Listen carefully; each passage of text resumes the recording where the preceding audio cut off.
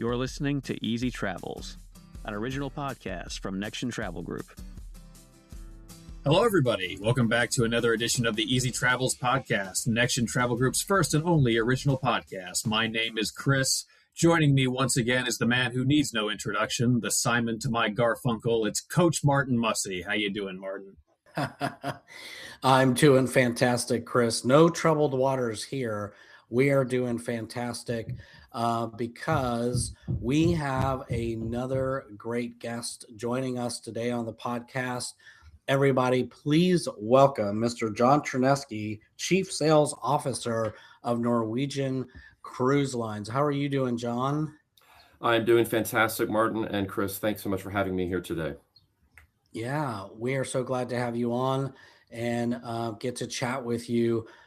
John, let's kick off first. Maybe share with us a little bit about who NCL is. And I know I just used the short form of Norwegian Cruise Lines there, Yep.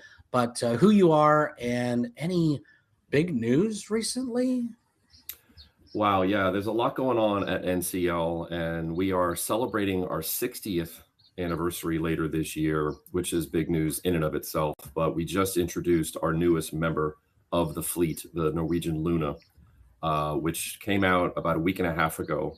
Believe it or not, I was the MC of the christening ceremony. I don't think I'll ever be invited back, but it was a fantastic ceremony. And to have now the 21st ship in our fleet was very exciting. Plus, we have upgrades that are happening, enhancements to Great Stirrup Cay, our amazing private island, the Bahamas. We got a water park coming later this year, which I can't wait to experience. Only 19 water slides, guys. So we got a full day of water sliding to happen.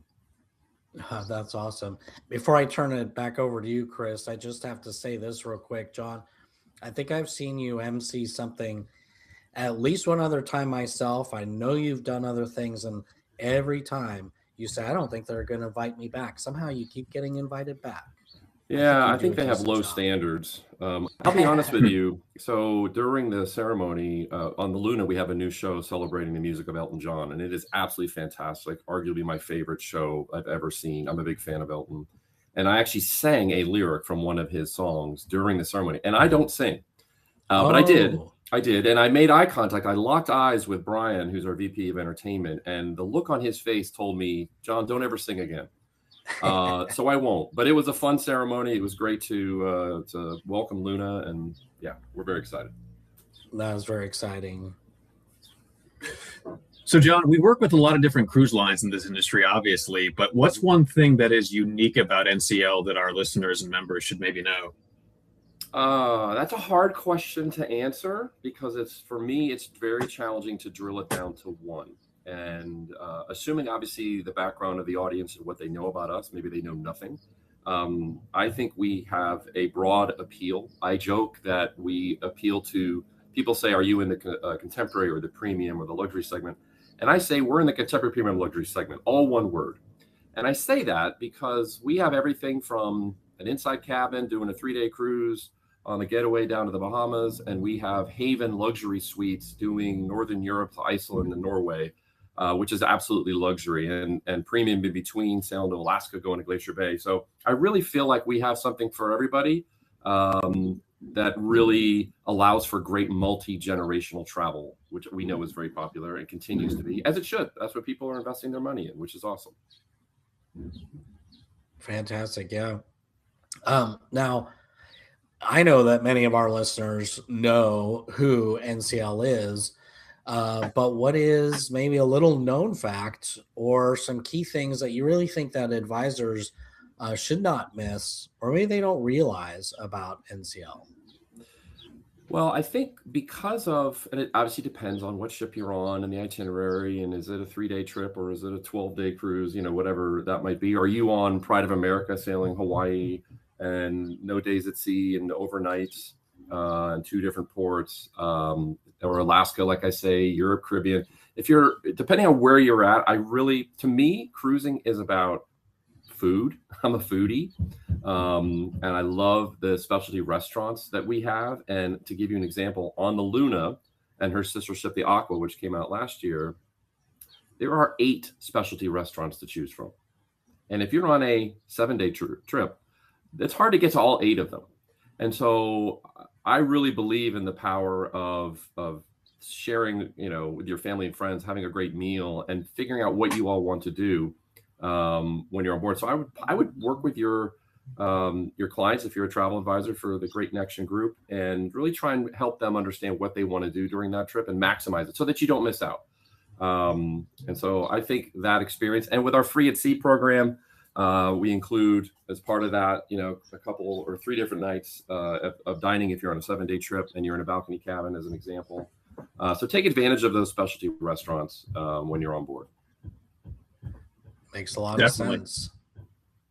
So this next question, John, gives us some insight. We ask each of our partner guests because we like to say very often that the travel business is a relationship business. But what does that mean to you specifically? Well, it is. People say that, and I believe it wholeheartedly. I've been in the cruise industry for almost 35 years, which is scary. Think how old I am now. And I have really seen firsthand the power of relationships, in that as a partnership, it's got to be a two-way street, and you have to listen to your partners so that you can get better. And I like to say that, I didn't invent this saying, but I love the saying that in order to solve a problem, you have to know you have one. And we really partner and listen to great folks at Nexion and understand what can we do better. Because when we do better, so does Nexion, and vice versa. And so you have to be willing to kind of take your lumps, and you may not be a perfect, no company's perfect, right? Maybe you have a system issue, or a policy needs changing, or you just aren't explaining something in the right way from a marketing perspective to get people excited. And so listening to our partners like Nexion is really important, so that we can address, we won't solve the problem overnight. And sometimes we may not solve it at all. We may say, we disagree and let's move on. But for the most part, we love to listen and get better. Yeah, that's the big key right there is listening in terms of the exchange and a relationship. Now, John, I've had the pleasure of knowing you for several years. Part of those years, or sometimes just from afar, you being somebody in the industry that I looked up to. I've had the opportunity to be on board with you and actually sail with you as well. But here's a question. Certainly, I know you as a cruise guy, and you've been around the cruise industry, as you said, for all those years.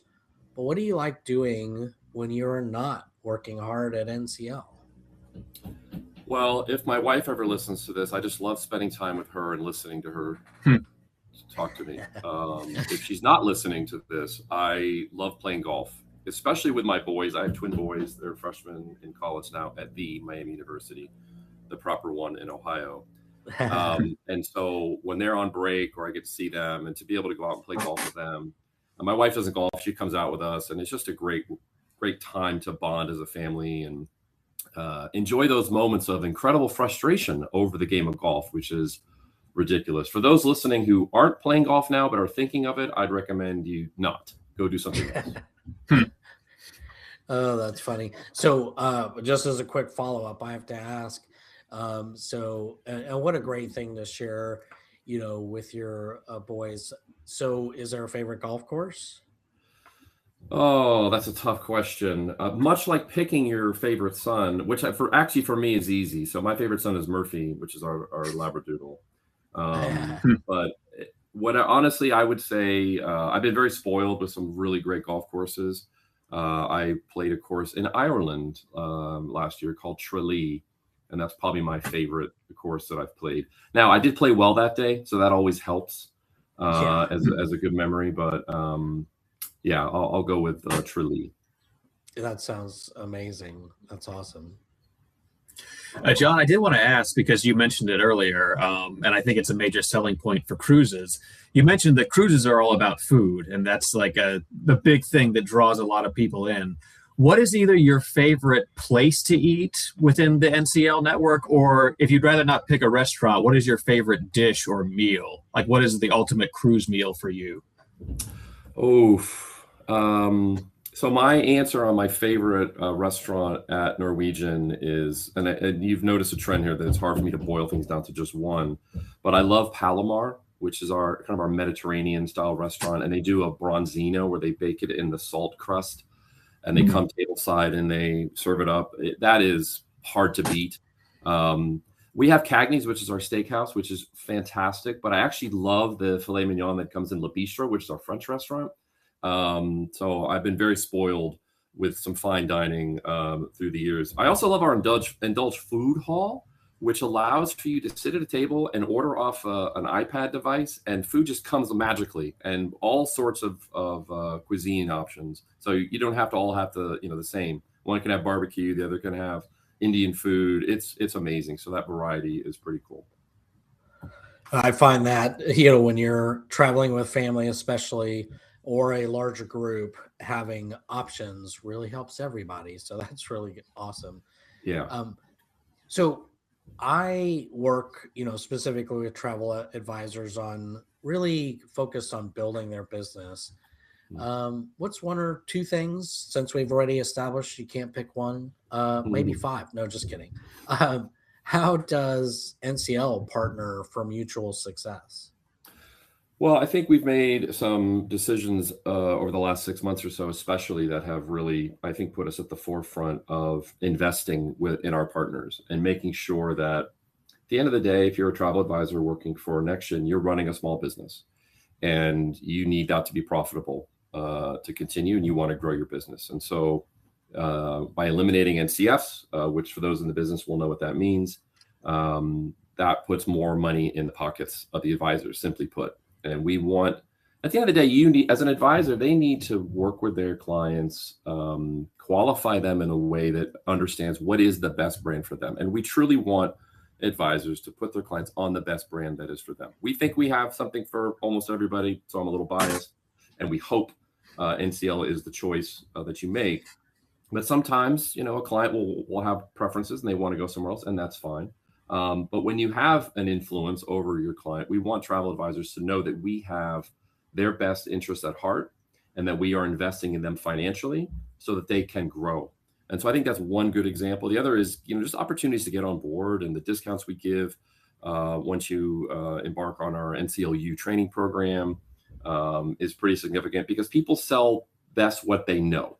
It's hard to sell something you've never personally experienced. You can do it, but it's easier once you have those stories to tell. And at the end of the day, I think storytelling is the best way to sell anything, because you just get to people's heart and you give them the emotion and the feel of what they're going to experience. And ultimately, that's what we want to do, and have the Nexion advisors out there and experiencing the NCL product and coming back and saying, oh my gosh, you have to take this cruise with NCL next year. So, John, I do have one more question. And maybe you're prepared for this one. We'll see. But as I understand it, I'll preface this by saying, as I understand, you already have a collection of likenesses in the form of bobbleheads made of you in your various cruise industry roles. Is that right? That is correct. Okay. So my question is, if you could meet your real life doppelganger, someone who looks exactly like you, what would you want that person to be like? Would you rather learn that they are absolutely killing it at life, or would you rather learn that they're essentially your evil twin, the lesser version of you who has failed in every way, which would make you feel better? Which would you rather learn about your doppelganger? Well, my doppelganger is probably going to look very similar to Brad Pitt. I think we all can agree that we share a likeness that is just hard to get away from. No, I would want my doppelganger to be the best person on the planet, because that gives me something to strive towards. I want to always try and get better in how I manage my team, how I, my relationships, my family, my wife, my kids, my sister, like everybody in my family. So I always want to get better. So I think having those types of goals to strive towards, of can you be better tomorrow than you were yesterday? Absolutely. So have somebody there that is just making you look bad. Yeah, let's step up your game. Good answer. A little bit of improvement every day. Yeah. The Navy SEALs have an expression. Trust me, I'm not a Navy SEAL. I grew up in a Navy household, but not a Navy SEAL. The only easy day was yesterday, is what they say. I love that expression. Love it. All right. Well, Martin, do you have anything else to add? No, well, I just said no, but I do. I have a little bit to add here. I just want to say thank you, John. I know that across the industry, you are looked to somebody who is, smart, intelligent in what it is that you do, and also very approachable, and somebody who's so clearly a part of this industry. So we appreciate you being on with us and being a part of the Easy Travels podcast. Thank you for your time today. Thank you, Martin. Thank you, Chris. It's my pleasure. Appreciate the kind words, and I'm very lucky to do what I do for a living. And my team is amazing, and I'm happy to take all the credit for their incredible work. So that's what I'm here for. Thank you, John. Thank you, everyone, for listening. And from all of us at Nexion to all of you, until next time, easy travels. Easy travels. If you have enjoyed today's episode, please like and subscribe wherever you get your podcasts. Drop us your thoughts or even show topic ideas in the comments of this episode, or email us at communications@nexion.com.